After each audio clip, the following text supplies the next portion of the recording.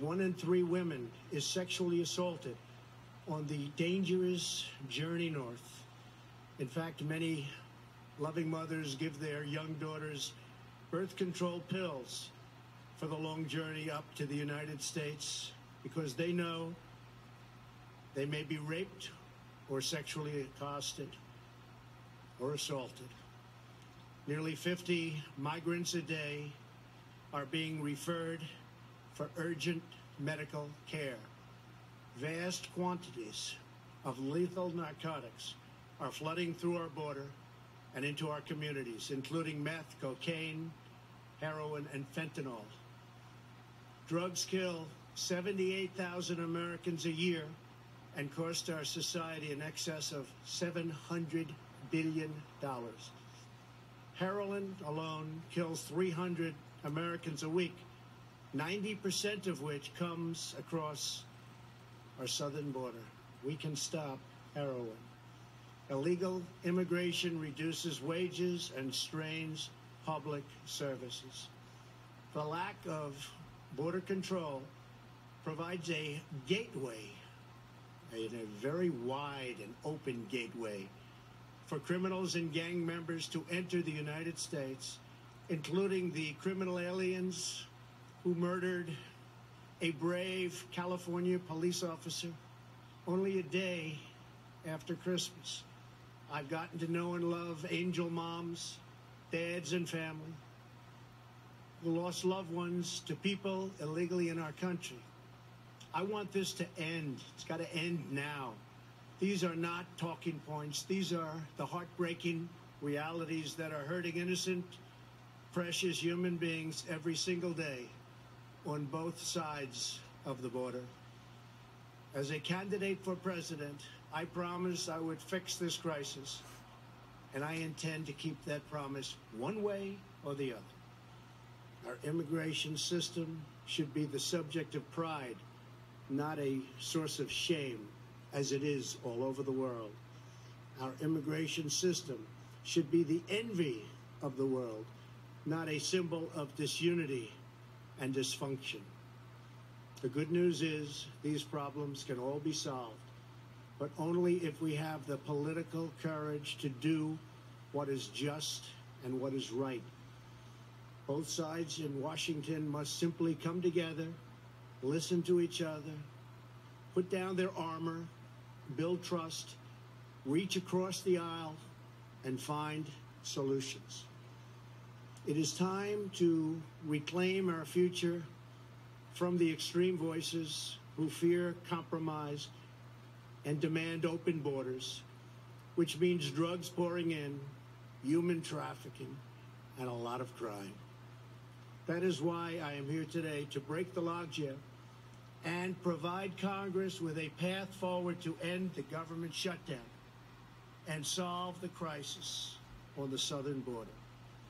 If we are successful in this effort, we will then have the best chance in a very long time at real bipartisan immigration reform.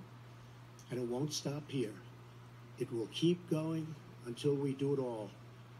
The proposal I will outline today is based on, first and foremost, on input from our border agents and Homeland Security professionals, and professionals they are.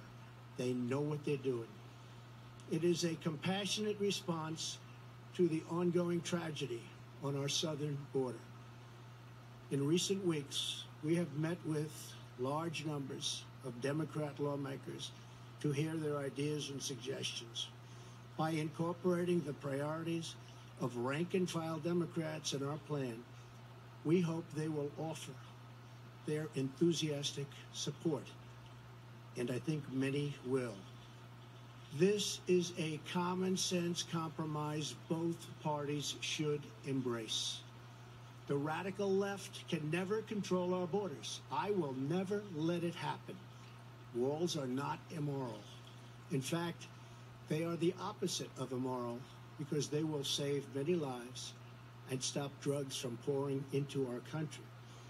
Our plan includes the following: $800 million in urgent humanitarian assistance, $805 million for drug detection technology to help secure our ports of entry. An additional 2,750 border agents and law enforcement professionals.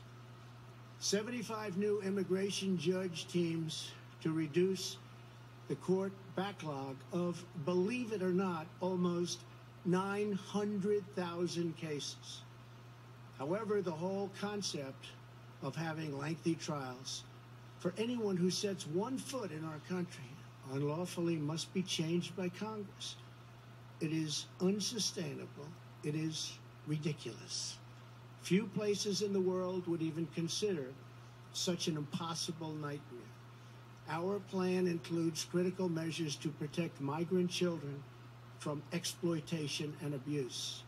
This includes a new system to allow Central American minors to apply for asylum in their home countries and reform to promote family reunification for unaccompanied children, thousands of whom wind up on our border doorstep.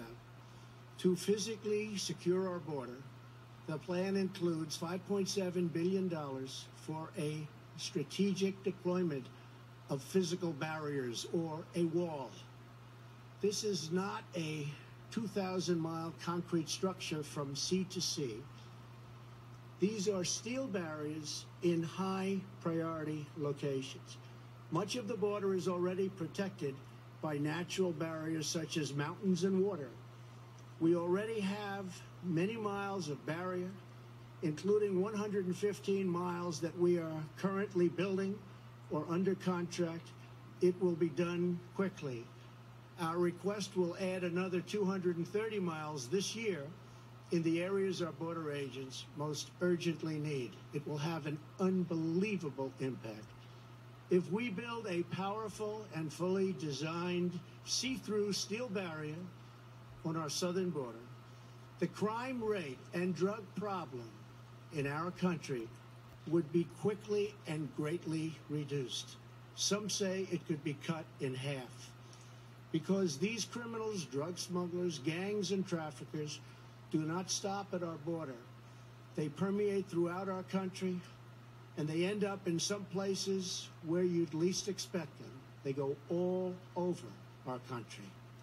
A steel barrier will help us stop illegal immigration while safely directing commerce to our lawful ports of entry.